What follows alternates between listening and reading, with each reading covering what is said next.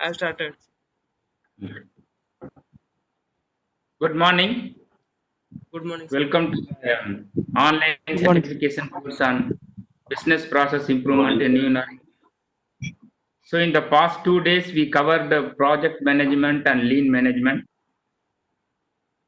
Today, we will learn about Six Sigma and Lean Six Sigma.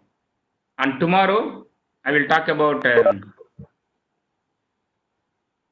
theory of constraint and design thinking. Ground rules remain same, but today we have scheduled a 10 minutes break from 11:50 a.m. to 12 p.m. So what are we going to do? We are going to see Six Sigma overview and relevance and application of Lean Six Sigma in organizations. Hope all of you have gone through the case study. After the session, you will have a case study discussion.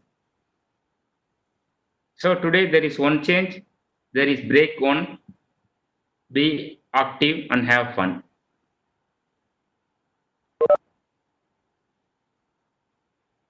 So let us look at history of Six Sigma.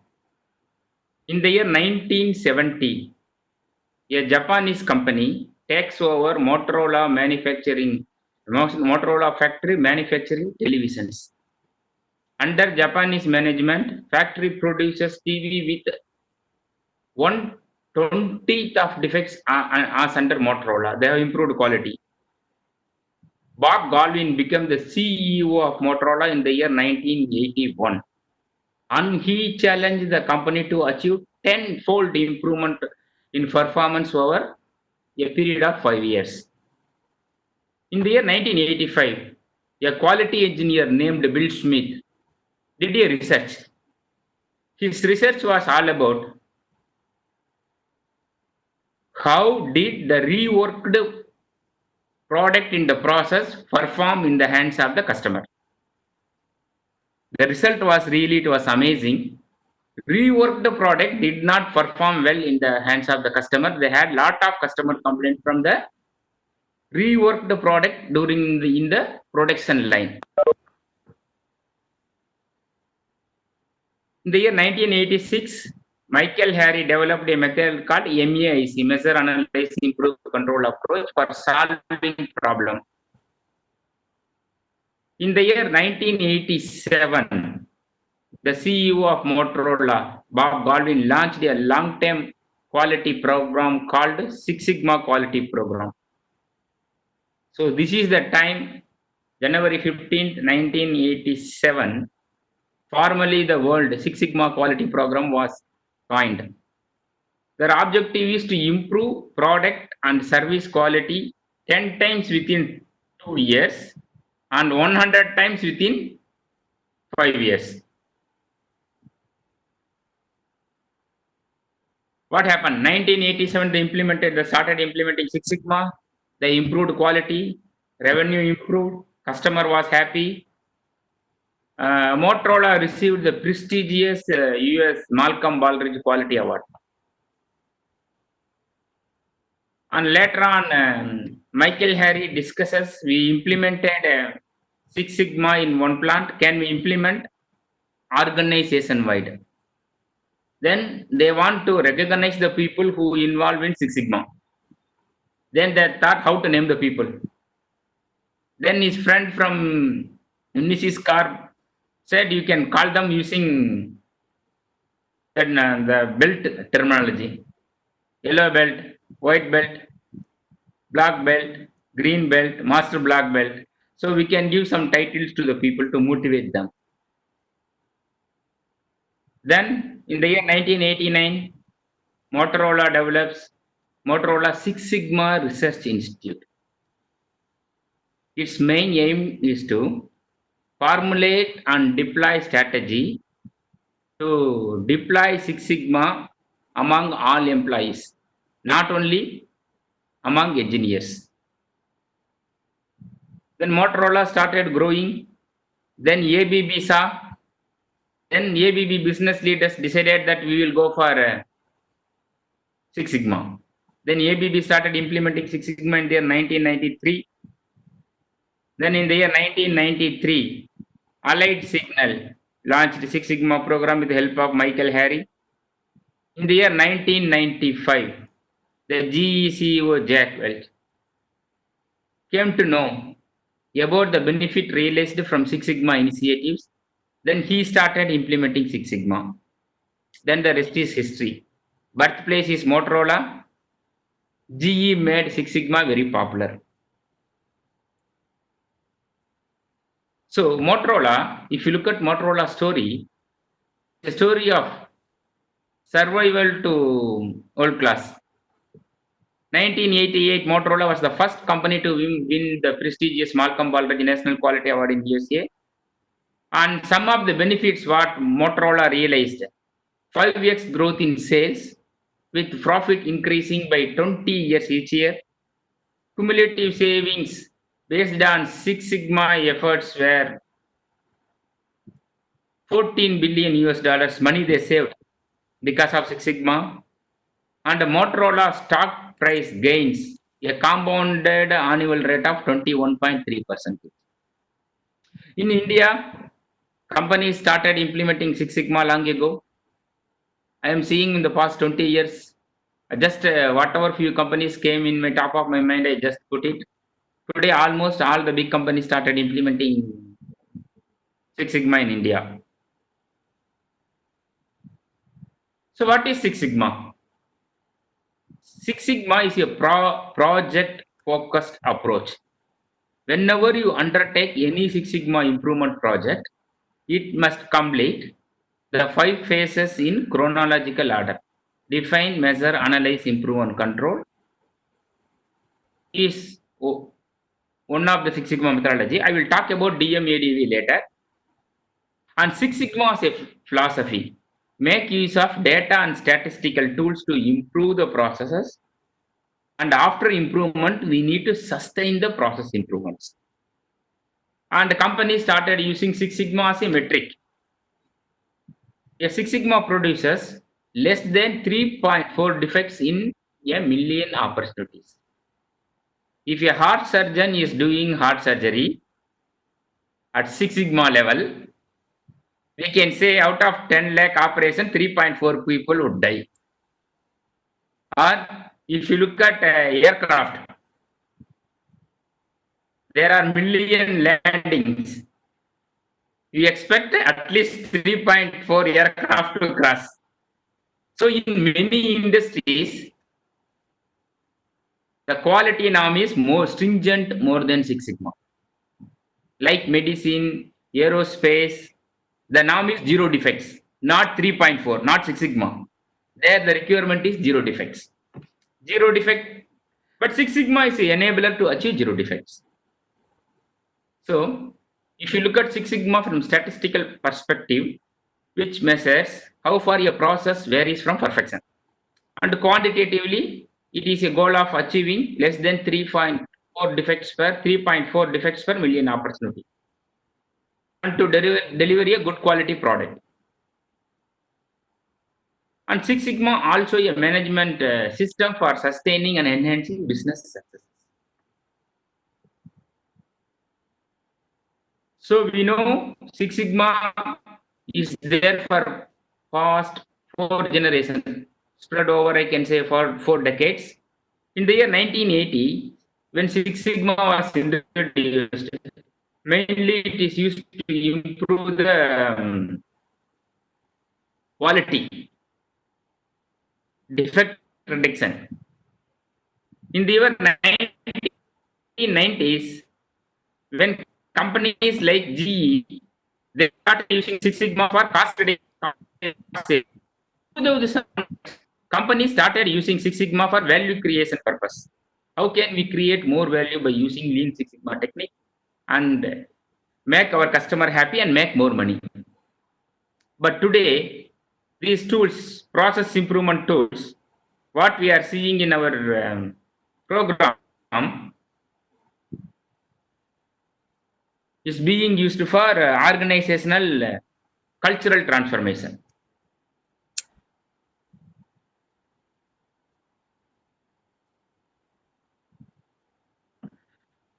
Okay. Let us do a small exercise. All are so there are two cricketers, cricketer A, cricketer B. If A goes to the ground, he scores somewhere between 40 to 55 runs. In there is another cricketer B. When he goes to the pitch, he scores anywhere between 0 to 100 runs. But if you look at both cricketer average, both the cricketers average 150. If you are the captain of the cricket team, if you want to select any one of them, whom do you select and why?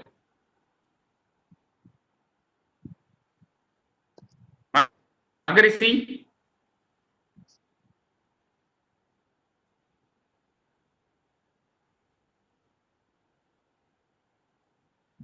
is not there. Deep Banerjee, Marcy is there. okay, please, all of you, please come on video now to continue the session.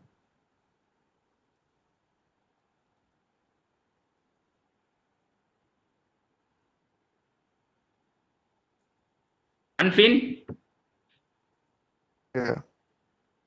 yeah, I know you have some difficulties in your video.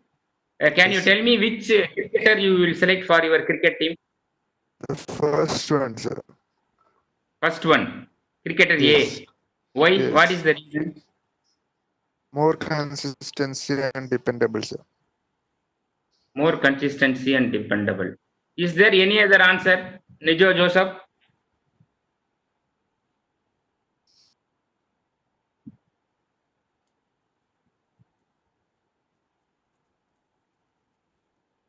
Okay, Deepak, you can answer. Deepak Kumar. Sir, if the situation is crucial, I would select A.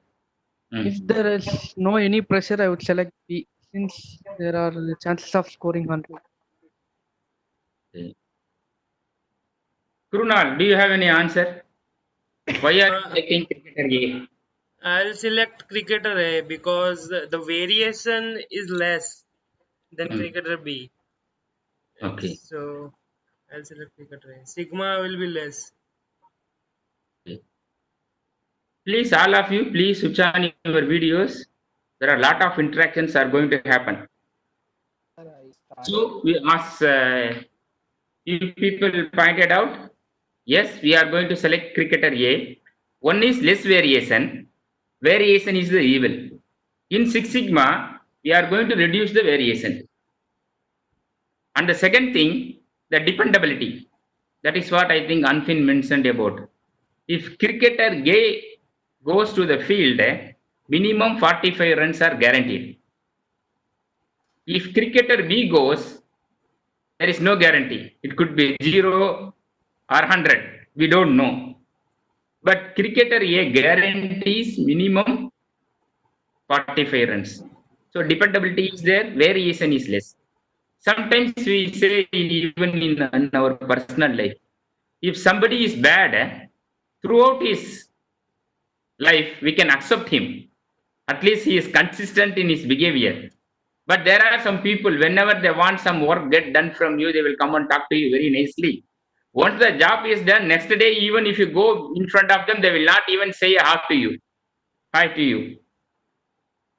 This inconsistent behaviors. So Six Sigma talks about consistent behavior and reducing the variation.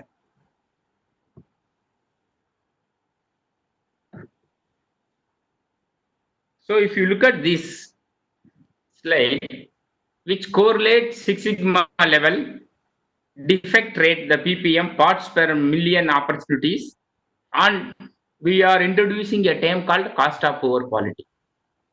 Did you study cost of poor quality anywhere?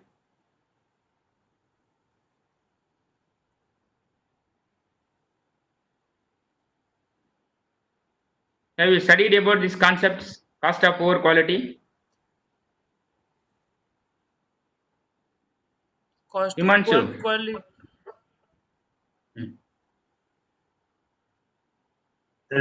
I have never discussed of this.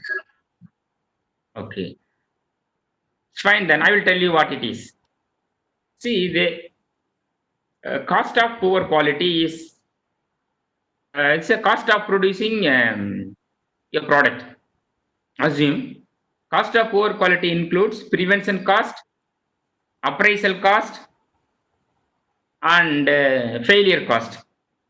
Again, failure cost can be classified into internal failure cost and external failure cost. Internal failure cost are the cost of doing rework in factory premises. If it is a external failure cost, your product reaches the customer, he claims warranty guarantee. All the expenses towards warranty guarantee would become external failure cost. So all the cost put together, prevention, appraisal is the cost used for inspection staff and the inspection equipment cost and everything. Prevention cost are the cost when we recruit somebody, you are training somebody. The training cost, everything will come under prevention cost. So, if you put together all the three costs, prevention, appraisal, and failure, you will come to know how much cost we are spending in the company.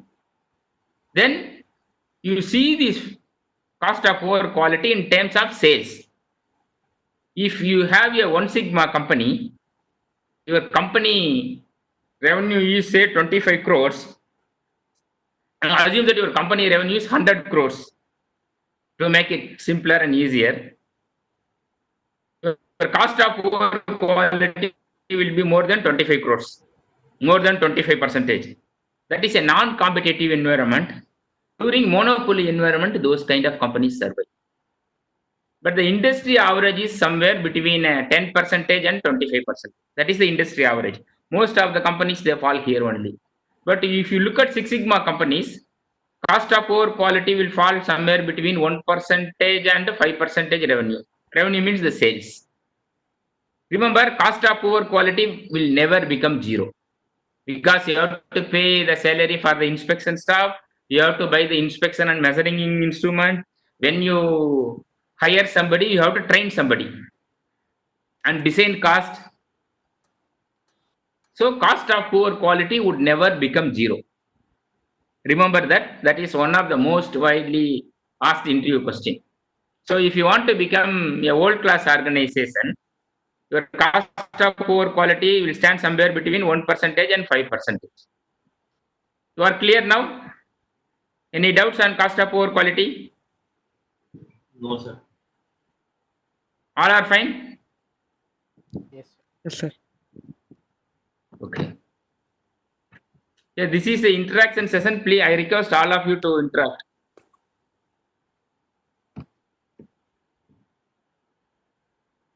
Okay. What is this?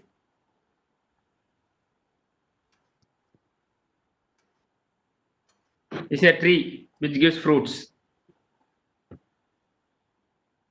If you go near the tree, already the fruits are there on the ground because of gravity. Just go and take it and eat it. That is something like One Sigma and Two Sigma company. You will not put much effort, much pain. You can, same way, if you have a problem in your hand, that problem can be solved easily. Those kind of things will come over here. Low hanging fruit. You have to put little bit of efforts to get this fruit. There we make use of 7 basic tools that we can call it 3 Sigma level to make you better understand. And here the bulk of fruits are there. This is the place where you have to go and improve the processes. If you want this, have to make lot of process improvement. And people sometimes say the sweetest fruits are there in the top of the tree. Don't ask monkeys to go and get it. This is the place where we make use of the concept like lean, TOC, Six Sigma, which means to go from here to there, you have to put lot of effort. So you will get a good quality of fruits. So this is how the improvement methodologies are selected. If the problem is easy to solve, just do it Kaizen. The problem is something medium in nature, make use of 7 steps ways of solving the problem. Or the problem is complex, depends on the problem in hand, you make use of TOC, Lean, Six Sigma tools. You are with me? Yes, sir. Yes, sir. Okay. So the next question is it possible to achieve 7 Sigma in India? What is your answer?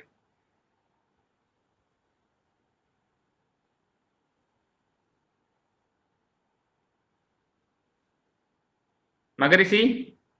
Sir. What is your answer to this question? Might not be possible, sir. It's not possible. Yes. Okay. Next, I will ask then Himanshu Tiwari, is it possible? 7 Sigma in India. Sir, I don't know current what is the situation. It has reached 6 Sigma or not. See, Six Sigma means a company, Six Sigma means a company is producing something like 3.4 defective product per 10 million product, per million product, okay? Yes. If you manufacture 10 lakh products, 3.4 products will become a defective product. The rest will be perfectly okay quality product. I am asking 7 Sigma, one step above 6 Sigma, which means one defect in 7 million products. Do you think it is possible to achieve in India? Yes, sir. Okay. That was Huh? some few from. Yes, sir. Possible? Yes, sir. If it has reached 3 per million, then it can reach also 1 per million. Okay. Thanks at least for accepting it is possible in India. This Mumbai Dabbawalas, how many of you are not aware about Mumbai Dabbawalas? There are not engineers, there are not graduates, there are not MBAs like you. They achieved 7 Sigma quality in their service. They don't know what is a DMAC, they don't know what is Six Sigma. But if you study them, they achieved one defect in 8 million transactions. If they delivered 80 lakhs dabbas, one only will go wrongly. Many people went there, studied them, and they got PhD. They don't know statistics. They don't know what is Six Sigma. They never studied Lean. What had made them to achieve 7 Sigma quality level? Any answer? Sir, it's like daily routine for them. Like there were not, they don't have anything like they don't need of investing their mind in it how to make those process happen. They were given boxes with specified symbols which define where to go, and that's all they did. They delivered their product. It's like delivering. You order something on Amazon and it directly comes to your home. It's like they have their delivery address. The Okay. chances might going wrong were very less. That's what only 8 million transaction they say one. That is really quite amazing. Even today Amazon is going, I don't know what to say. We ordered 3 products. All the first consignment we received, all the 3 products were wrongly delivered. And again we launched the complaint with the customer care. Again they re-delivered the product. All the products were received in damaged conditions, all the 3 products. It happened last month. Then finally we decided to cancel the order. Quality of Amazon is also now deteriorating. How come these people are doing? Forget about Amazon. Lot of what do you call? Technical people are there, tech savvies are there. They are doing lot of things behind the screen. What happened to these people? As he rightly pointed out there was a process to follow, and these people are following the process perfectly. Often the times we don't follow the process. Yes, sir. Still yes, but we don't follow the process. But one thing is these people are following the process. And second thing is their behavior. See, when do you want a policeman to stand and watch?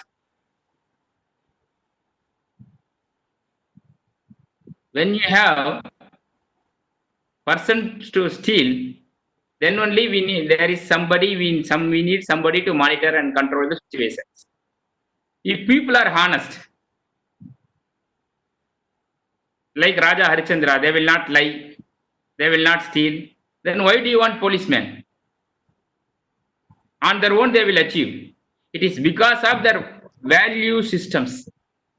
If you have the right value system in place, I will tell you these kind of tools are not required. That's why when I started my session the very first day, to achieve your vision, we are doing a lot of big ticket projects. The doing part left hand side. Right hand side, I said the values, the behaviors. If you have the right behaviors, right value system in place, you will achieve the results what you wanted. That's why I always give more stress on the behaviors and values. I think yesterday we spoke about say-do ratio. If you say, I will do, you should do. Even companies are measuring say-do ratio. Are you doing it? Most of the time you don't do it. Somebody has to go and remind you, do this, then only we start doing that. That's why as an Indian, many times, this is my candid feedback. Behavior is one thing. Tomorrow when we talk about TOC topic is all about bit of behaviors. That's why when Sanchita requested me, sir, can I attend only Six Sigma? I said no. By knowing Six Sigma, you will be half-cooked. You will never become a complete man. And that's why we decided this program in such a way, you will become a complete man. All are with me? Yes, sir. Yes, sir. Yes, sir. Yes, sir. Okay. So, as the defects level go down, Six Sigma level will go up. To make you further understand, so there are 4 examples I have given here. If you look at a postal system, if you are losing what you call, if you are lost at 20,000 letters per hour, that is called 99% good. But nowadays that does not happen. They have improved a lot. If you lose 7 articles per hour, that is called 9.999% good. That is Six Sigma. Who knows? The unfortunate 7 maybe you and me. It happened to me once. It was in the year 1997. I applied for a graduate engineer position in Mazakan Dockyard, Mumbai. I received that interview call letter from Mumbai. I was staying in Namakkal, central part of Tamil Nadu. That was my hometown. I received the letter with a lot of happiness. I told my parents I received a letter from this company. Probably this would be my interview. When I opened and saw, interview got over yesterday. What is the use? We are telling 7 last article. A heart surgeon is doing 10 lakh heart operations. You are going to undergo one such heart operations. You know Six Sigma doctor does this operation, 3.4 people would die. Who knows? You can be one among the unfortunate 3.4. Will you go to the Six Sigma doctor? But achieving Six Sigma level itself is a difficult thing. First achieve Six Sigma level, then we can talk about zero defects. That's why I did not include zero defects in this curriculum. Let us make foundation strong. Six Sigma, we can take it 90-minute session on a different day. I can make you strong in Six Sigma also. If you look at airplane system, if it is 99% good, to short or long landings every day. Here in 99.999%, one short or long landing once in 5 years. Something like medical profession. 2 lakh wrong drug prescription per year. Say Six Sigma doctor will do only 68 wrong drug prescription per year. Who knows, if you are one among 68, then what happens? Last week, one of my friend, you are seeing this logo here, Reimagine Kogi. This logo was designed by my friend, Bala Karthik, BK Studio from Chennai. His mother-in-law had some symptoms, some breathing trouble. It's a real story. She went to a nearby doctor in Chennai, Tirugalathur. Doctor diagnosed and said, "Madam, it looks like corona. You please undergo the corona test, PCR test." Then my friend called me, "Mani, this is what happened to my mother-in-law. What to do?" Then I started probing him. What was the problem? What was the symptom? Though I am not a doctor, with common sense, I started asking few questions. Then a decision was taken that night. Next day morning, you please take your mother to Hindu Mission Hospital. Let her meet the doctor. Next day, they went to Hindu Mission, met with the doctor. After the diagnosis, doctor said that this breathing trouble was caused by the side effect of the medicine what the doctor administered a few days ago, the local doctor. Now they changed the medicine. She is perfectly all right. Imagine taking this information, go and stand in the queue, undergo PCR test. Because of the psychology problem, you will definitely become a corona patient. So that's why we are talking about the 3.4 defects per million opportunity is perfectly fine. But our ultimate aim should be zero defects. Power failure at 99% level, no electricity for almost 7 hours per month. Whereas at Six Sigma level, 1 hour without electricity for every 34 years. So Six Sigma is a good concept. That's why it started as a quality improvement concept. Then people started using Six Sigma for cost reduction. Then people use Six Sigma for value creation. Today people are using Lean Six Sigma for organizational cultural transformation. You are with me? Yes, sir. Yes, sir. Yes, sir. So now I will tell you the overall approach to Six Sigma. See, whenever you talk about Six Sigma, remember this slide. Okay? First you have a practical problem to solve.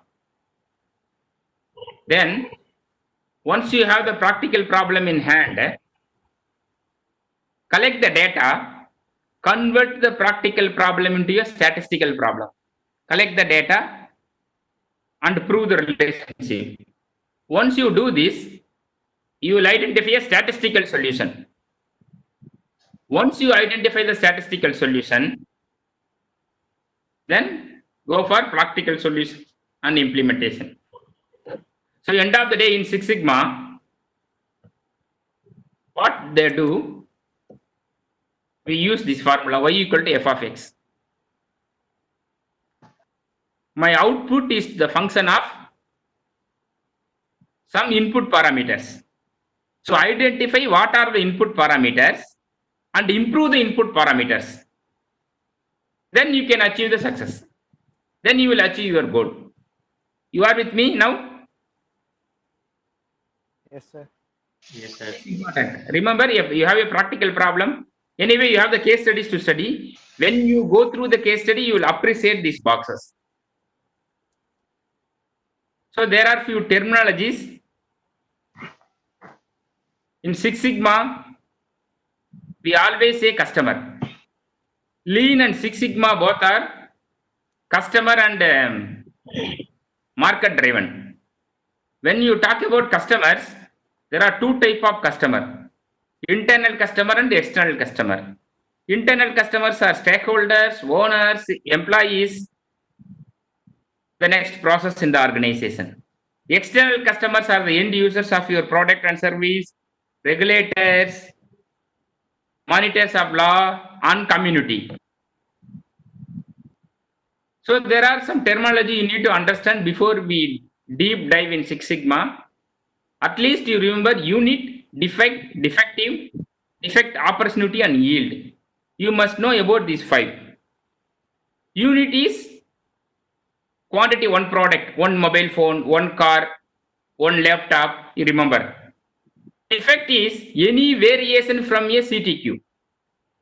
Suppose I supposed to join this call by 11 a.m. If I join at 11:01, then you are defect. Critical to quality is join the call by 11. If you join by 11:01, then you are a defect person.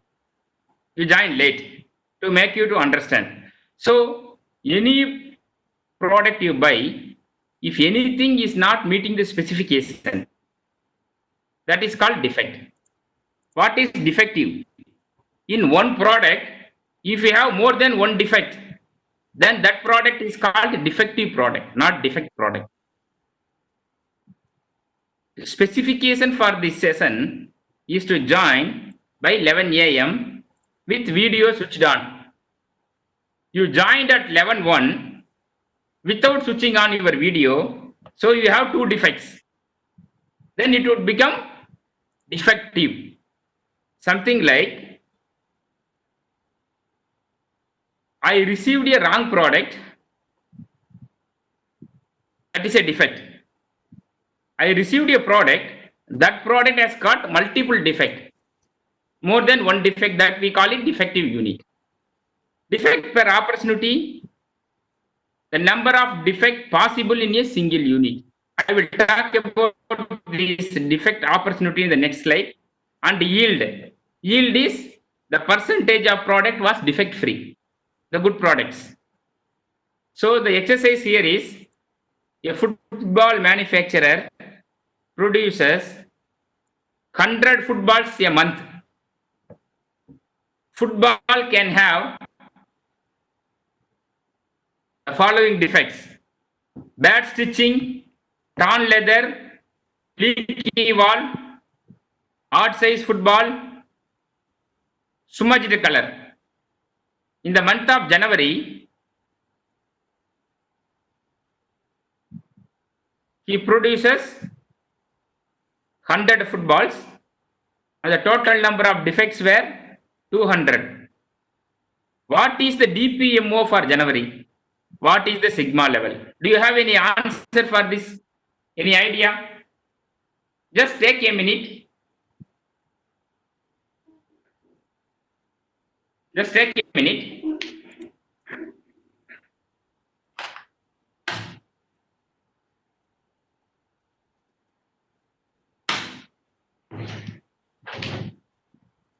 Here is a power.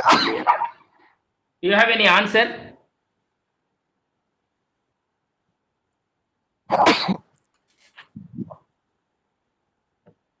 Hello? Say yes or no. Himanshu? Hello, sir. Okay. So let us move to the answer then. If you look at this slide, what is the number of unit produced? 100. So how many defects they have counted in while producing the 100 quantity product? 200. 200. So defects per unit? 2. Okay. So total number of defect opportunity per football? Look at the previous one. A football can have 5 different kind of defects. What are 5? Bad stitching, torn leather, leaky wall, odd size and smudged color. So defects per unit, total 200 defects. Total number of product produced 100. So defects per unit would become 2. The number of possible opportunities are 5. 2 by 5. 6 sigma we talk about. Here we are calculating defects per million opportunity, DPMO. So multiply it by 10 lakh. Thanks. How much DPMO you are getting? 4 lakh. 4 lakh. 4 lakh. In 4 6 lakhs sigma per we are million. getting about 3.4. How much we got here? 4 lakh. 4 lakh. Okay. If you go to any statistical book, there is table. Yeah, there are a lot of tables are available. If you go and see this DPMO table, where is 4 lakh? 1.7 between 1. Where is this? It is somewhere here. Correct? Fourth table. Fourth table, the second one. Close. Okay. Even today's online tables are giving precisely whether it is 1.71 or 1.72 kind of decimal sigma level we get it. So sigma level is 1.7. Do you say this process is a good process? Football manufacturing process is good or not? Yes, sir. It is good or bad? What is your interpretation? Bad, sir. Bad. But Because but more sigma level means less defect. Yes. Here sigma level is very less. So it is bad. So to address this kind of problem only organizations are using Six Sigma methodologies. Normally when you look at statistical table, 6 sigma means 0.002 ppm. But we are telling 3.4 ppm. This is one of the possible interview question. Statistics says 6 sigma means 0.002 ppm, but we people are telling 3.4. Why? Because after lot of study, industry experts concluded that any process will have a natural drift of 1.5 sigma plus or minus.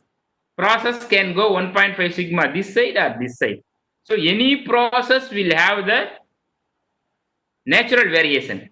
Considering this natural shift of 1.5 sigma either this side or from the mean, they have recalculated the table.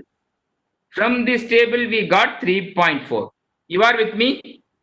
Yes, sir. Yes, sir. Otherwise, somebody who knows statistics, they will challenge you. 6 sigma is supposed to be 0.002 ppm. Why you are telling 3.4? Your answer should be any process will have plus or minus 1.5 sigma natural drift. This is part and parcel of the process. Considering this, it is 3.4. I will not go more beyond that. Okay. Just a minute. Power came. Just give me a second.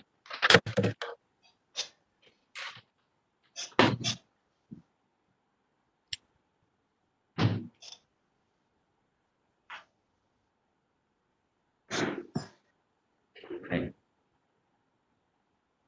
So you can see there are 4 different type of processes in any organization.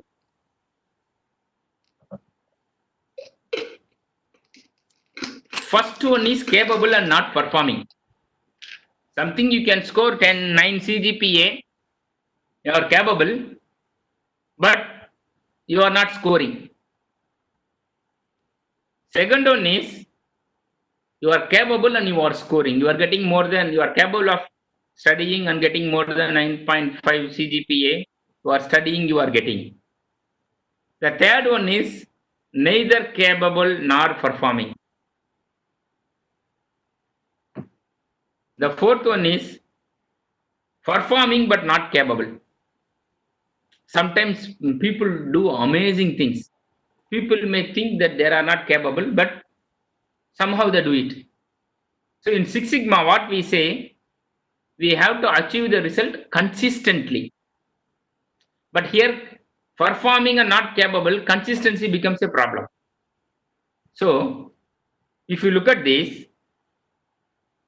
I told you beginning of the session, there are two type of Six Sigma methodologies. One is DMAC, DMAIC. The other one is DMADV or DFSS. DFSS is designed for Six Sigma. Capable process not performing. You have a process in place, but process is not performing very well. Use DMAIC approach. The process is capable and performing. That is already a Six Sigma process.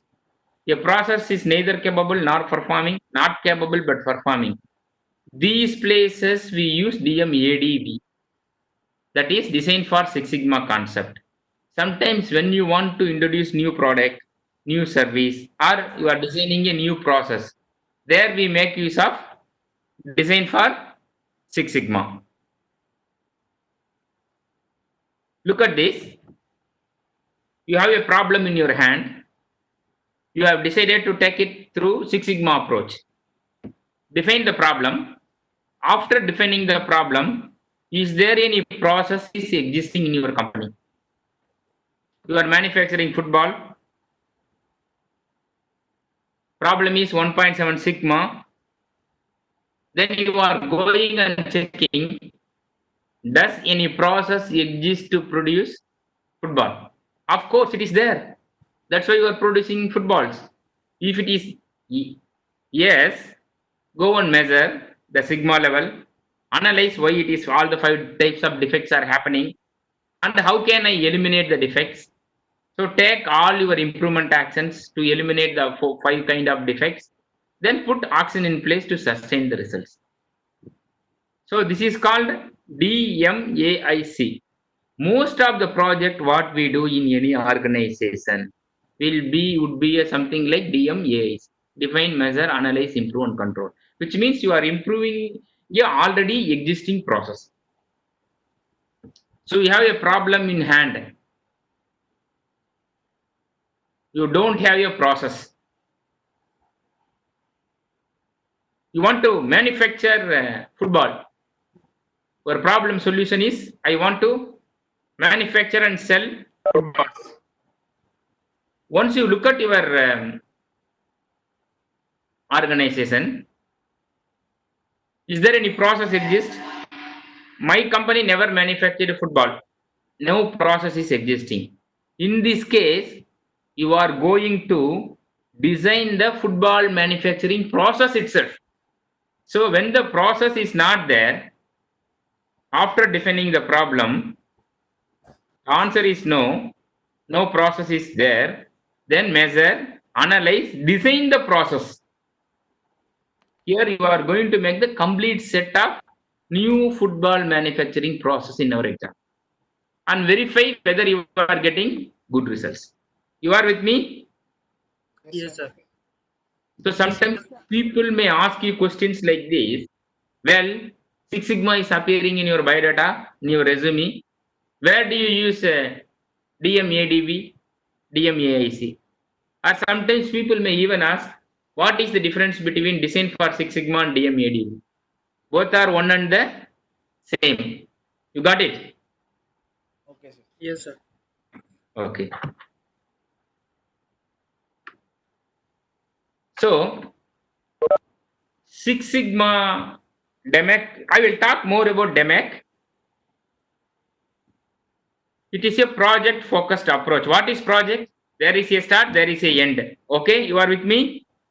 Yes, Yes, sir. sir. Okay. Sir. In Six Sigma, the project will undergo 5 phases. Phases are define the problem from the business, operation, and customer needs based on their linkage to organizational strategies. Define the problem. I am manufacturing, my organization is manufacturing football. My DPMO is this much. Because of the thing, I am reworking my football, or I am rejecting some of the already manufactured football. So every month I am incurring this much money loss. Give business linkage. And then after defining the problem correctly, go and measure and go and see whether the existing measurement system is correct to measure the performance of the process. Suppose the measurement system you have in your organization to measure the defects, if the measurement system itself is wrong, you will be rejecting good project. So first check in the measure phase whether your measurement system is perfectly okay. If your measurement system is wrong, you will be unnecessarily wasting time. So go and collect the data. Statistically, we see minimum 30 samples and do measurement system analysis. This is the place where you make use of the tool called ANOVA and all. You know ANOVA very well. Did you study Yes, sir. statistics? Yes, sir. Those kind of tools can be used. Once you are comfortable, my measurement system is correct, then the problem you defined is correct. After doing MSA, measurement system analysis, if you find out measurement system is wrong, then you have to implement a right kind of measurement system. Again, recollect the data, go and redefine the problem. You are with me? Yes, Yes, sir. sir. Yes, sir. I will tell you the case happened to me. This happened in Chennai. I don't want to name the laboratory, that one of the reputed laboratory in Chennai, very famous. They have got some 20-25 branches. I went for one test called SGPT, SGOT, liver function test. After the test, I got the report. The limit was 40, but my value was something 80. That means maximum limit was yes, 40, but my report shows it was 90. So night around 8:30, I downloaded the report and saw what is 40, where is 90, where huge gap. Then I called one of the known doctor. He asked me 3 questions. Are you able to walk now? I told him I am walking and talking to you. Next question. Are you able to understand what I am telling? I told him I am responding to you. Why are you asking this question? And he asked me, are you becoming unconscious? I said no. He told me, please ignore the report. After 2 weeks, go and redo the test. The whole night I spent sleepless. Next day morning, 9 o'clock, 9:30, I was living near Tambaram working with Nokia, Chennai factory. Driver came, he took the car. I told the driver, we are not going to office now, we are going to this laboratory. I went there. I went to the person who did the testing. I asked him, see, my report says like this. Is it correct? Immediately that guy told me, sir, I did a biggest mistake, sir. And I asked him what happened. Sir, there are 2 methods to conduct this liver function test. There are 2 measurement techniques. I used the second technique. When I used the second technique, the limit was 120. But I used the format of test 1, Makika Maki. You copy paste. After copy pasting, he did not change the limit. Then I appreciated him. Why? Because of his value, his behavior. He said, I am sorry, sir, I did a mistake. That is a right kind of behavior. If he says, no, my report is correct, somewhere here and wrong, then I could have started arguing with him. Imagine a situation, that night, I got my value 90. Twice the value. So go to the nearest Apollo hospital. Get the moment they see you, it is 40, you are 90 against the 90 against 40, then they will say something is wrong with this guy, you admit him. Then I will be put into ICU. After 2 days examination, again they will do the same thing. It's okay, you can go. Then I asked my friend, what happened? He said, money, the limit is 40. If you are at 90, means already you have gone. You reached the heaven. You already died. If you have a limit 40, your actual value is 90, means you are almost dead. So, if you have this wrong kind of measurement system, if you define the problem, Manikandan is dead. But instead of doing that, what I did, I went and validated the measurement system. Then I came to know there is a problem in the measurement systems and giving the reading report. Then the problem was, there was no problem. The similar thing can happen in any organization, in your personal life. So, before you start doing any improvement projects, validate your measurement system. You are with me? Yes, sir. What about others? Yes, sir. Yes, sir. So it will take another 5 minutes before we break for okay? Hmm. Okay, sir. Okay, sir.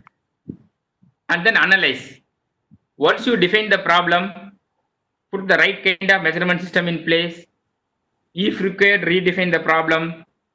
Then you go and analyze the source of variation, establish the root cause, and prove the statistical relationship between the inputs and outputs, f of x. Then identify all the vital x, which is impacting your y. Identify the improvement actions and implement the improvement actions. Once you improve this, you achieve the improved results, then put some control mechanism in place so that whatever improvement you made, that will continue to sustain. There are a lot of tools and techniques are available for control, like a failure mode effective analysis, control plan, all your control charts. Have you studied quality control? Not yet, I believe, correct? TQM? No, sir. Not When you study TQM, you will be studying about control charts. Those kind of control charts will become a part of control here. Control plan, all these kind of tools will come here. You are what is DMAIC? Hello? Yes, sir. Yes, sir. Yes, sir. In the interview, somebody asks you to take you through what is DMC. Please remember this and answer. These words are sufficient. So when you do any Six Sigma project, something like this, look at the blue circle. If the project is very complex project, then that would become a black belt project. If you are doing a project which is within your department, sometimes we call it green belt project. So if it is a black belt project, you will have a black belt to read and you will have a green belt to support and you have a lot of members. So one black belt may include 2 or 3 green belts in the project team. Plus additionally the members of the project team. And if you look at this, we have champions. Champion is the person who gives money to run the project. So champion handles 3 to 4 projects.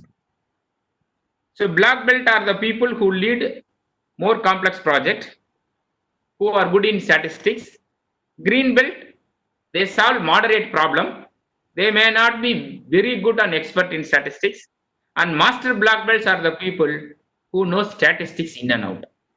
So master black belt, mentor and coach black belts. Black belts, mentor and coach green belts. And yellow belt, green belt and all just knowledge. Yellow belt or green belt, some organization they call. If you undergo a session like this, you would be certified as a yellow belt. You have now knowledge about Six Sigma, that's all. Hope you know how Six Sigma project organization look like. Hello? Yes, sir. Yes, sir. Okay. See, look at this graph. I am doing a improvement project. I am, say, within 6 months, I am achieving how many percentage improvement? 6% improvement. if I am using lean alone, the same improvement project, I am using only Six Sigma tools and techniques. I am achieving 6%. But if I use both lean and Six Sigma tool in the same project, within the same time, I will achieve 12% improvement. You got it? Yes, sir. That's why when you select the problem, you see what kind of tools can be applied. Can I use lean? Can I use Six Sigma? At the same time, project risk management and all, it comes from project management. So you have to adapt. That's why I sequence the program. First starts with project management, then lean, then Six Sigma, then we are going to POC and design thinking. So what is lean? Lean is there to eliminate waste, Waste. eliminate human mistake. We said mistake proofing, and reduce the need for inventories, to improve the workflows, to speed up the process, to improve the lead time. What is Six Sigma? Six Sigma is mainly used to address the quality issues, to reduce the variations. And when the problem is very complex in nature, you go for Six Sigma. See, the problem is known, solution is known, go for lean. If the problem is known, solution is not known, then go for Six Sigma. Yesterday we spoke about lean. We said there is a cutting process, there is a painting process. The part travels 500 meters to get painted and again come back. So total 1 kilometer the part is unnecessarily traveling. You identify my part is traveling 1 kilometer unnecessarily. When you identify this kind of problem, what is the solution? Solution is Bring the do the paint job. layout of the product, redo the product layout, bring the painting process close to this. Problem is known, solution is known. Only you have to select the solution, go and implement it. That is lean. Whereas Six Sigma, we know the problem, but you don't know the solution. Solution is unknown. There we make use of Six Sigma. But today, most of the projects are lean Six Sigma, a combination of the projects. A combination of the tool we use in one single project. You are with me? Yes, sir. Yes, sir. Yes, sir. Another interview question. Yes. Sometimes people may ask, where do you use lean? Where do you use Six Sigma? What we do now, we will break for 10 minutes break now. What is the time now? 12, sir. 12:10. Can we join? Yes, sir. Yes, sir. 10 minutes. Okay. Yes, sir. Are we going to disconnect the call now or it will continue? No, sir. We'll continue. We'll just switch off Okay, the fine. video and all. Quick break. Okay, fine then. I'll continue. If you want to leave the meeting and rejoin, you can. Okay, you are there. Okay, fine.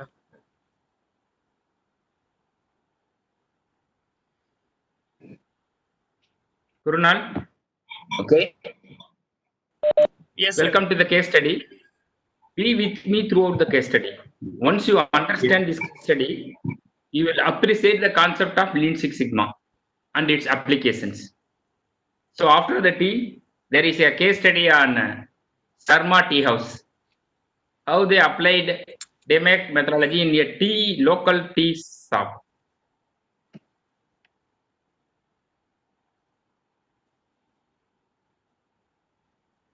So Ram Babu owns a tea stall near West Mambalam railway station in Chennai. He has got a lot of corporate customers. These corporate customers, they don't have their own canteen. So they order tea from Ram Babu, and Ram Babu in turn, his team supplies the tea. And he is into this business for more than last 15 years. And he improved his business 10 times. Since his business is improving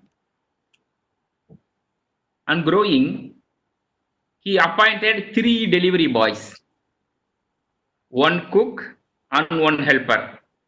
Ram Babu, as a CEO, he looks after purchases, finances and receiving customer calls.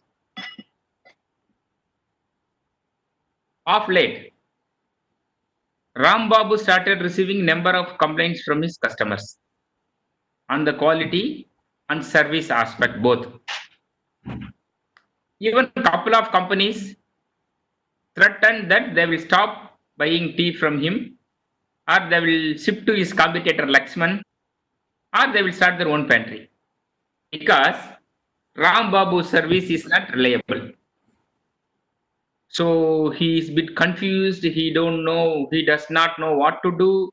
By the time he is meeting one of his friend Tyagarajan, then Tyagarajan asked, "What happened, man? Why are you sad?" Then this guy says, "A number of my customers are telling that they will stop buying tea from me. I have already employed 5 people. I don't know how I will pay salary to my people in case if these customers stop buying tea from me." Then Tyagarajan told, "Don't worry about the situation. There is a concept called Six Sigma, and there is a approach called DEMAC. Why DEMAC? Because already he is preparing and selling tea. Process is already existing. So Tyagarajan said, you follow DEMAC approach. And he gave him some material to read. So, first principle of Six Sigma is to use data-based approach to define any problem. The moment Ram Babu heard this, he said, "My problem is that I have too many customer complaints." Then Tyagarajan asked him, "Is that only problem? Why your customer are complaining?" Then he started telling mainly time. They want tea quickly. Is the complaint. And sometimes they received tea in cold condition. So next he started asking, "Do you have a customer complaint register?" He said, "Yes, I have a customer complaint register."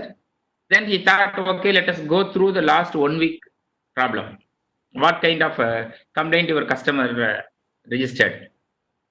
Then there were close to 209 complaints they received in the last 1 week. Then what they did, they have drawn a Pareto chart. After seeing this Pareto chart, Ram Babu started telling, "I did not know that tea delivery was late, and tea cold accounted for 86% of the customer complaint." And Ram Babu started telling, "Now I know where to focus. Tea delivery is late. Why? Because tea delivery is late." Then where is the problem? The problem is with the 3 delivery boys. There are lazy fellows. They are roaming here and there. They are not delivering tea on time. I will fire them. Ram Babu called his boys and started telling 86% of the customer complaints are due to delivery late and tea cold. I think delivery boys are not delivering time on time. You do it.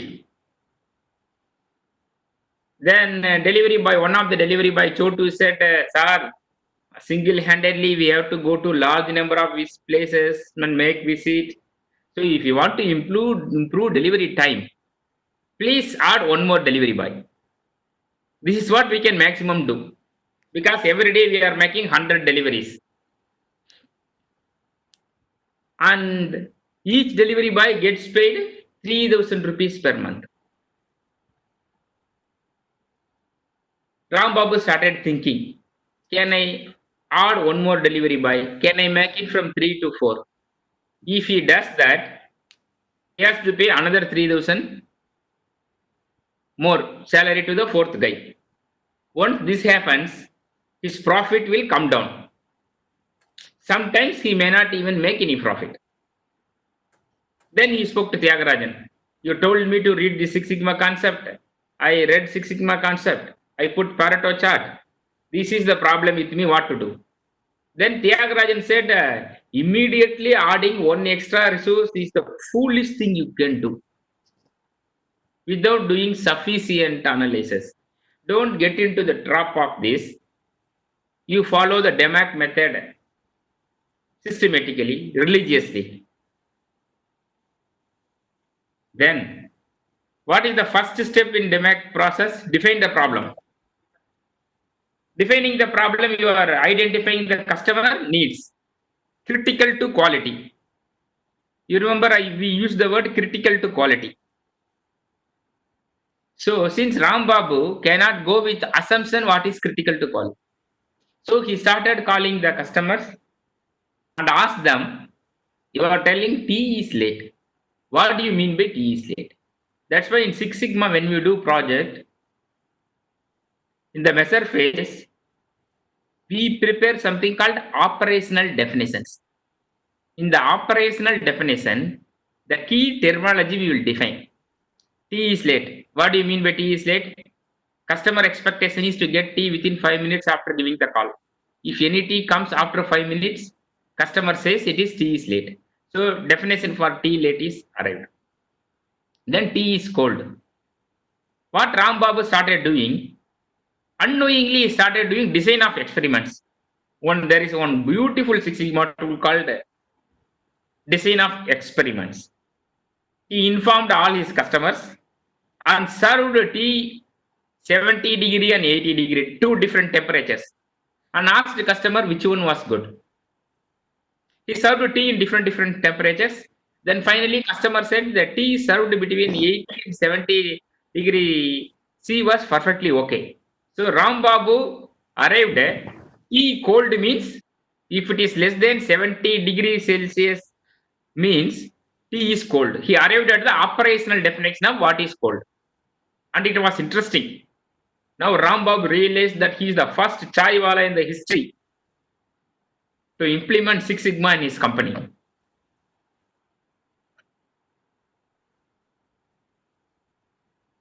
So now he comes to measure phase. He defined the problem. Now he is coming to the measure phase. Whenever you do measure phase, I told you will validate your measurement system. And you will also draw the process map. Here he is mapping the process map. How the process flows. Customer inform his peon. His office staff calls Ram Babu. Tells I need 10 cups of tea. Then Ram Babu tells his cook Lalu, prepare 10 cups of tea. Then cook prepares the tea and hands it over to the delivery boys. Then delivery boys waits and go to Ram Babu again. Sir, 10 teas or cups are ready. Where should I go and deliver? Then Ram Babu says you go and deliver it to this customer. This is what the simple process flow they have done. What happens? Most of the time tea is ready. Then the delivery boys goes to Ram Babu to know about where to deliver. Ram Babu is busy with phone. He is talking to many people. So here the delivery boys forced to wait to get that delivery details. Tea is ready, but it is getting cold in the tea stall itself for want of information from the owner. So then they captured this. Then after doing this, then what are the different kind of teas they are selling? There are two type of customers. One is a regular customer. 11 o'clock is the tea time, you come and deliver. So the routine teas are being delivered at right time. Then whenever customer had some visitors across the table, they order tea. Only this, when they have visitor and order the tea, these teas are getting delivered late. Now the narrow down the problem.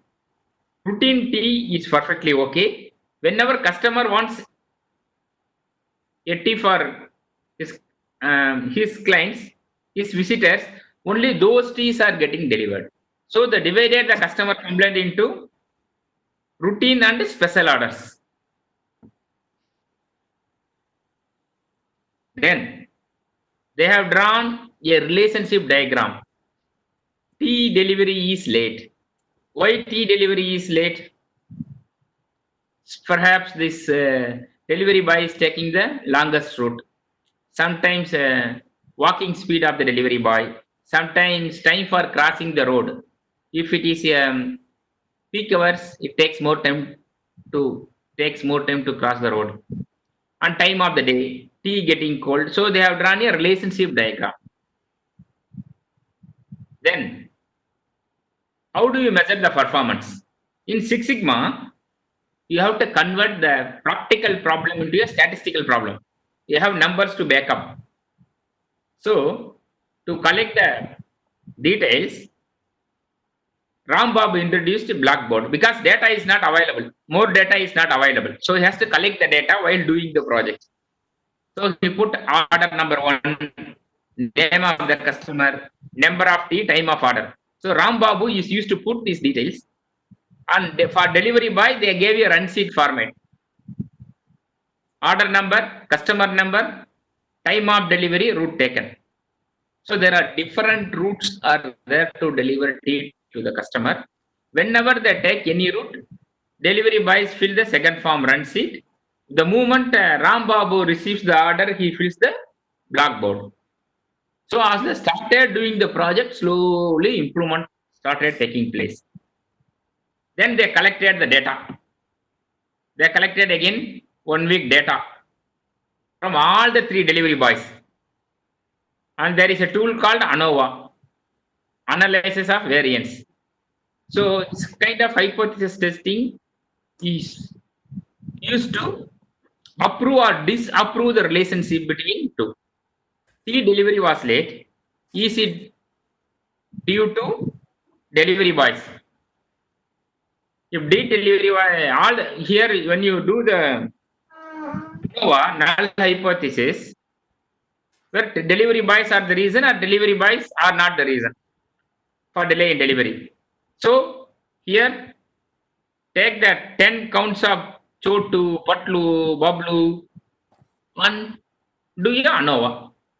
Nowadays Minitab is there. The moment you throw the data, within next second you will get that results. P value was 0.79. But when you do ANOVA, whenever the P value exceeds this 0.05, which means you are accepting the null hypothesis. All the delivery boys are same.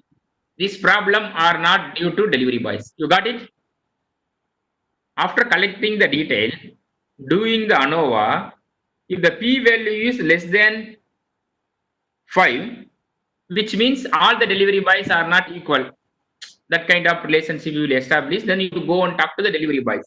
But since you got 0.79, this P value is greater than 0.05, you are accepting the null hypothesis that all the delivery boys are same. They are not the reason for delay in delivery. Now, Rambabu convinced with this thing, oh, my delivery boys are not the reason. I was scolding them. Then, how satisfied the delivery boys were not responsible for delays. Then Rambabu started investigating other factors. So, what are the other factors? The next thing they thought, they collected data on which route they are taking, how much time it takes. They collected the data on this route, this much minute. Oh, this trip, this many minutes. So they have drawn a scatter chart. Once they do this, there are 10 customers. There are different routes. Do you want the project team to focus on all the 10 customers? Is it possible? No. Then again, there are a number of complaints. Then they went and saw 55% of the customer complaint came from rallies and 28% of the customer complaint came from Voltas. Here they applied Pareto principle, 80-20. My 80% of the revenue comes from these 2 customers only, and these 2 customers are not happy. Let me first solve this customer. Then I will come and see what happened to this 11%, 3%. So he narrowed down the problem. Initially, I thought I want to address all the 7. Later on, I narrowed down. I will address first in my project only 2 customers. That vital 80-20 rule. Then later on, the team had discussed, and there is only one route to go and deliver the tea to Voltas. There are no different routes. Okay, but for rallies, there are 3 different routes.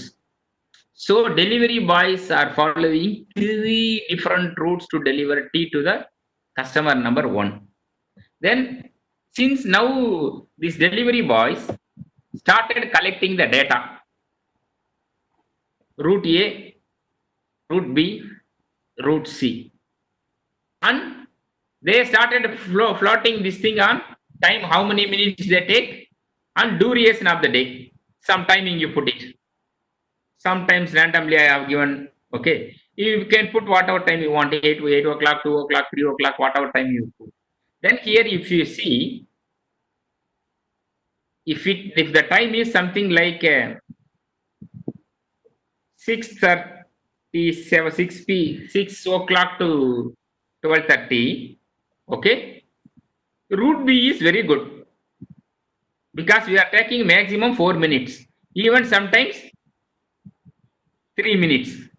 Okay, if the timing is early morning or sometimes route A takes sometimes 1 minute, sometimes 2 minutes.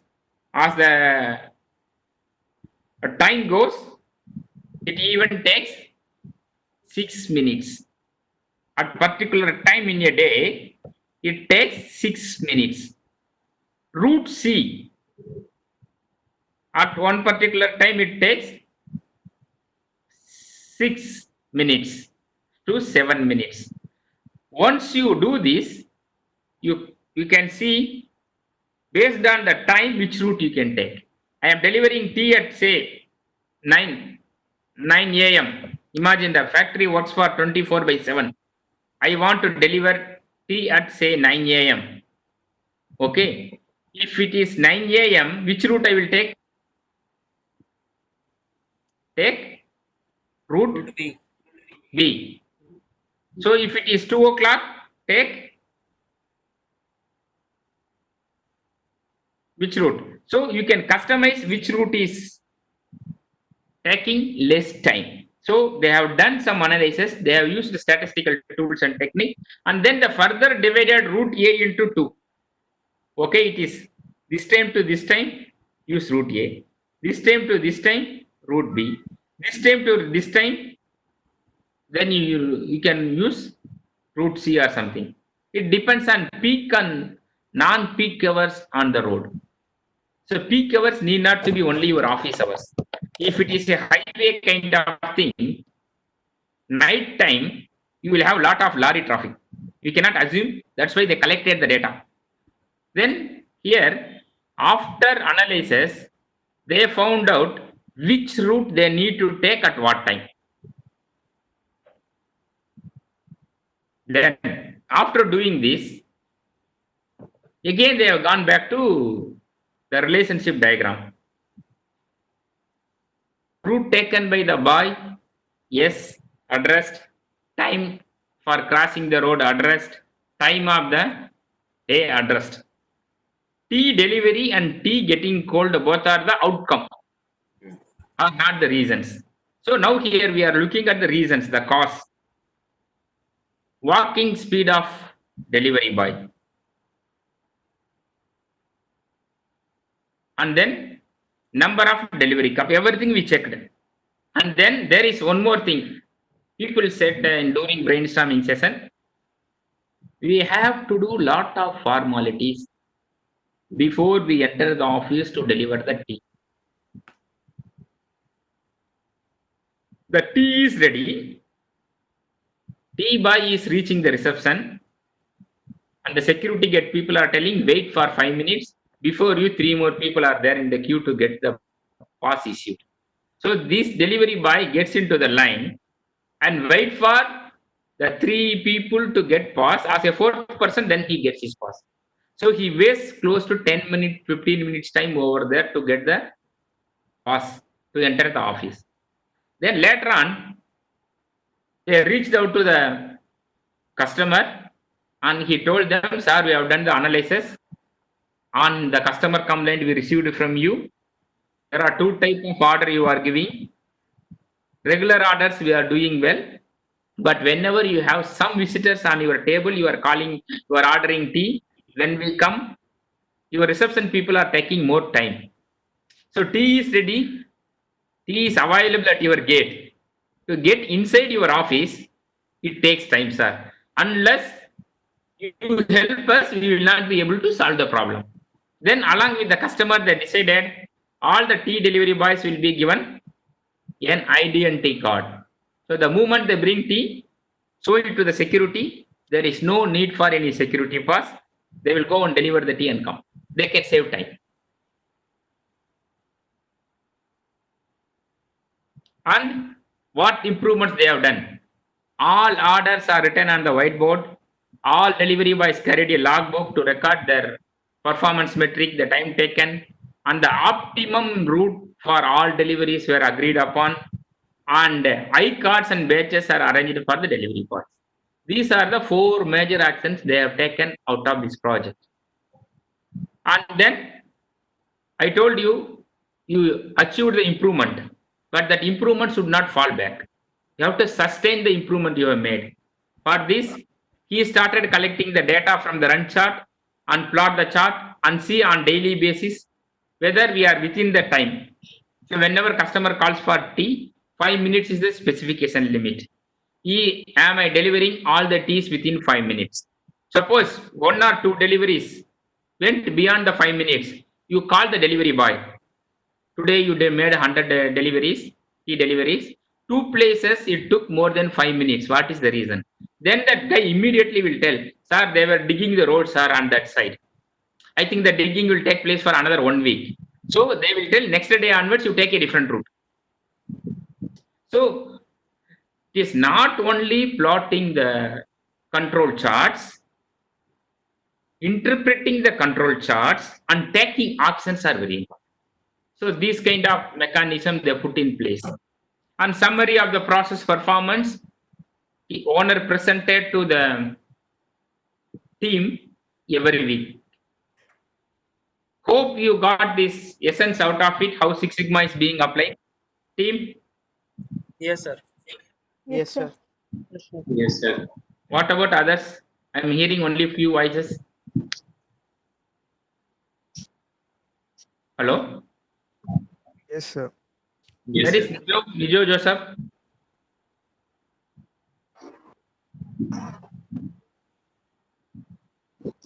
Sir, he said yes in chat box. Okay. See, I'm not able to see chat box because I'm not able to engage with us. Sometimes you can see, but my mind is there on the next slide. Fine. So when somebody asks what are the activities you are going to do in the next process, I have summarized all the activities in each steps. So in define space, you develop a project charter. Project charter is the binding document. Agreement between the project team and the management. Management says, I will give you this much budget. You are telling, I will come solve the problem.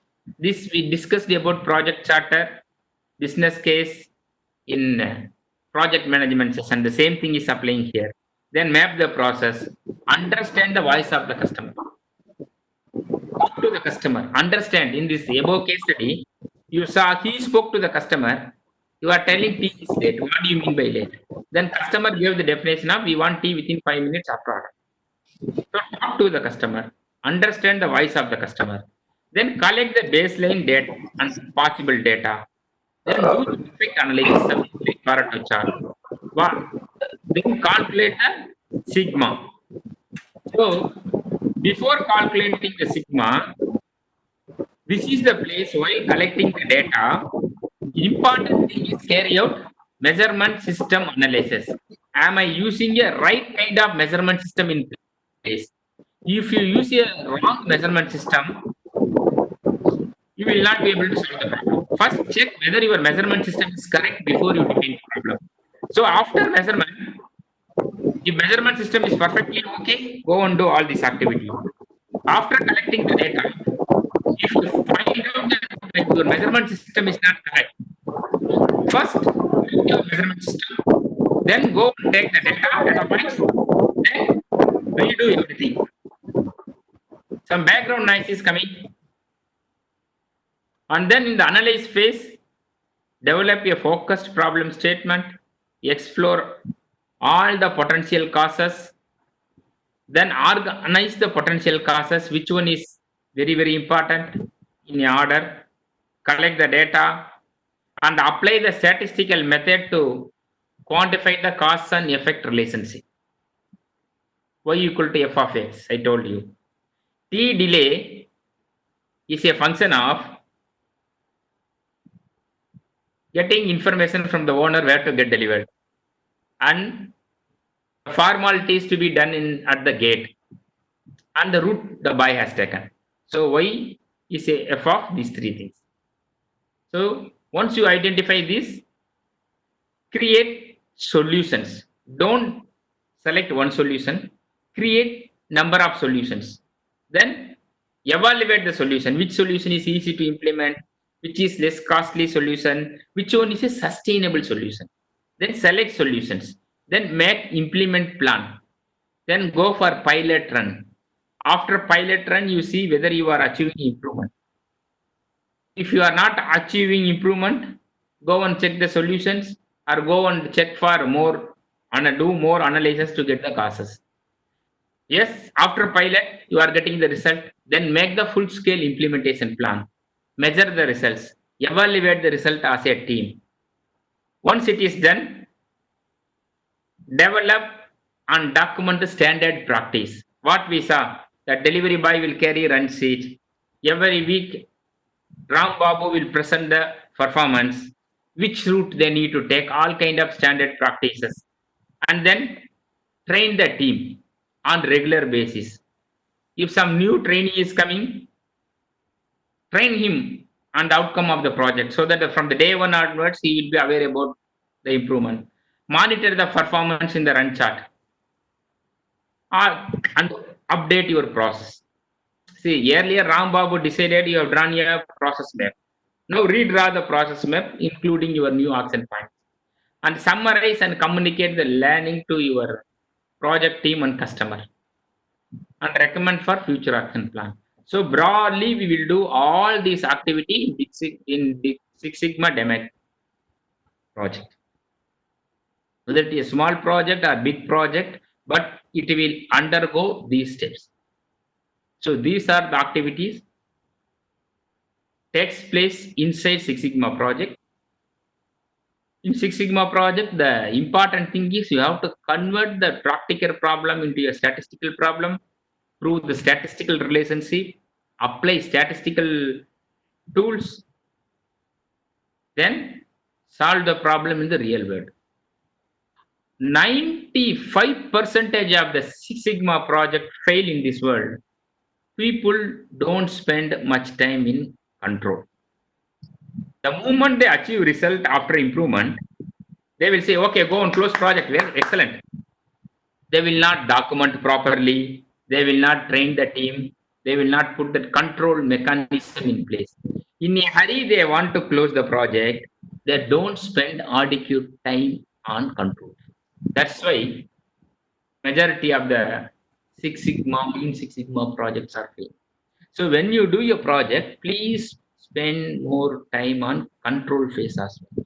Don't close the project in a hurry. You are with me? Yes, sir. Yes, sir. Yes, sir. What Yes, about sir. others? What about others? I'm hearing 3-4 voices only. Sir, Nijo said yes in chat box. Okay. What happened to the girls? All are silent. Yeah, I said yes, sir. Send them in preference office. Okay. Hope you understood the concept now. Yes, sir. Yes, sir. Yes, sir. Just for comparison. Six Sigma we use for variation reduction.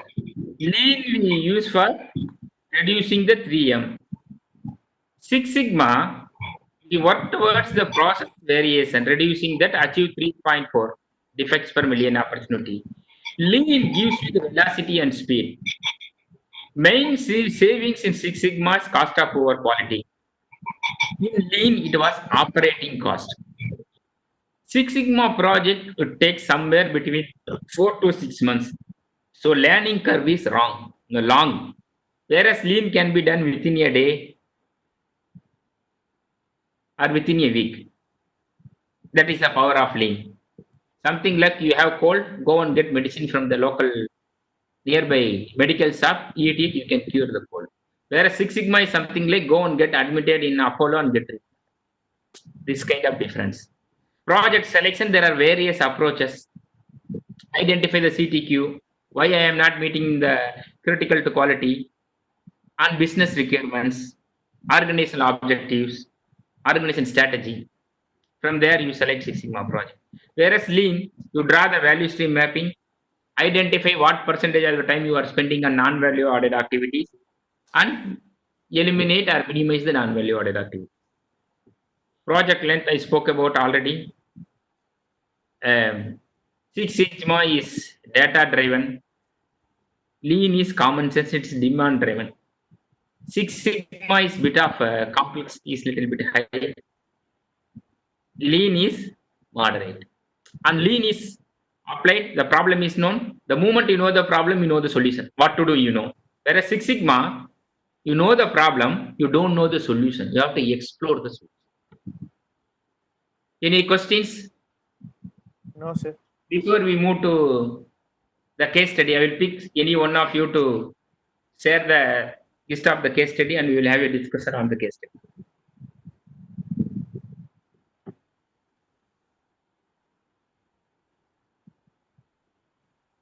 So, now today I will pick Sanchita. Is there? Yes, sir. Am I audible today? You are audible. You can give us the summary of the case study. So the case study was regarding a telecom company, I mean a help desk service for a telecom company, which has launched, which has had few issues regarding the quality and process. So they had launched Six Sigma project, which helped them to reduce the average solution time from 9.7 hours to 1 hours. And then they had their project goal helped them to deduct almost 60% of the cost savings from the help desk. So there were a few measures that they had taken care. Okay, so could you please explain what a Pareto diagram is? Which one? Pareto diagram. Pareto diagram is, it is a concept developed by Wilfred Pareto. The concept goes like this. Your 80% of the problem are caused by 20% of the reasons. Suppose in India, if you look at 80% of the wealth is possessed by only 20% of the people. To make it further simpler, in our example, tea shop example, we have say close to 10 customers. Okay, but this tea shop owner got maximum order only from 2 customers. So these 2 customers, this 20% of the customer gave 80% of the business to the company, which means go and pick these 20% of the vital people and satisfy them. Don't go blindly to satisfy everybody. Pick the vital few. Even in the case study, we picked only 2 customers and he solved the 2 customers problem. Once I solved 2 customers problem, 83% of the problem of the tea shop was disappeared. You got it? So for the case study, the measures that we used was the Pareto diagram, where they had collected the data, then classified according to the application issues, transported it to the required software, had Pareto analysis to understand, and then evaluated the process capabilities. And regarding the data analysis, they had used the QFD program, which was the quality function deployment, in which their main focus was to understand the customer requirements and change them into the technical requirements for better development and production. They had their metrics for process specification, and then they had the specifications are mentioned in the case study, and accordingly they analyzed their hypothesis as to null hypothesis and alternative hypothesis and conducted a t-test, t-test measure. For the improvements, they had the design of experiments, which was the DOI, which helps them to conduct series of tests to identify the key variables and select the optimum value. The results and the specifications are also in the case study. They had few of the control methods for the same. And for the business, and lastly, what they have concluded with the business improvements are that help desk model identifies and identifies elements and standardizes them, and the other specifications are listed in the. Okay, what are the benefits? Sorry, sir? They have summarized the benefits of the project. There is a table. Yes, sir. That's the thing. You can mention the benefits before and after. Bottom of the case study, there was a table. Regarding the new help desk process model. Figure 6 help desk project results. Results, yes. Yes, sir. So they had number of issues it was reported per month. Then they had process capability which was measured, and then average solution time for the reported issues. They had call abandonment and help desk operating costs. So accordingly, they figured out their project goal and analyzed their project results and then evaluated them. What was the number of customer complaints they received before and after? It is there in the same result table.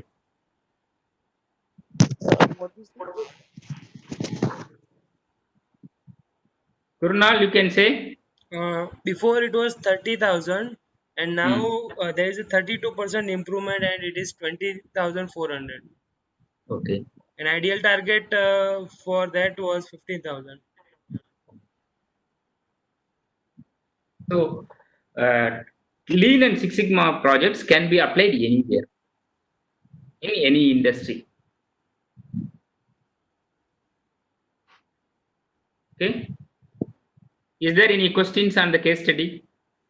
Sir, there is a QFD table, QFD matrix in the given case study.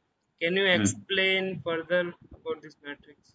See, QFD, quality functional deployment, is something like identifying your customer needs and identifying the specification requirement and then the process requirement. Something like it goes like this. You have a car. While designing the car manufacturing company will do a QFD, quality function deployment. What are the important specification I can use in the car? You are opening the car door. For example, the pull force what you are using. How much force you are applying? Say somebody is applying, for example, I am telling, you say you are applying some 50 Newton meter. You are opening the door. To open some door, you have to apply 70 Newton meter.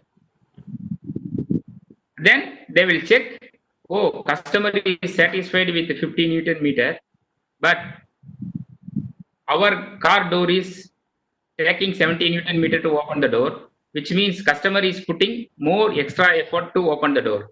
So let us look at the competitor. They go and check with the competitor also in QFD. Competitor A, B, C. He check competitor car is opening at 40 Newton meter or 35 Newton meter. After studying this, they will speak the specification. Can we take some actions so that we can open the door with 25 Newton meter, which will make easier. At a higher level, it is identifying the specification requirements and converting the customer requirement into a specification, the design requirement, and converting the design requirement into a process requirement and implement it. Hope you understood it. At a higher level, the topic is a very big topic. So understand the customer requirements, make the spec, the design requirements. From the design requirement to your process requirement, everything you will show it in one single sheet. This will form something like house model kind of thing. The model will come. That is called quality function deployment. Mostly all the design project will make use of QFD. Yes, sir. Is there any other question? No, sir.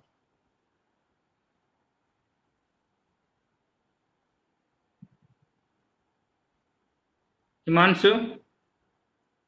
No, sir. Okay, fine then. So, if there are no questions, then tomorrow, so the last 3 days, what you learned? You learned about project management, lean management. Today you learned Six Sigma and Lean Six Sigma. Tomorrow, I am going to talk about theory of constraint and design thinking. So let us meet tomorrow. Thank you for joining. Thank you, sir. Thank you. Thank you, sir. Thank you. Thank you, sir. Thank you, sir.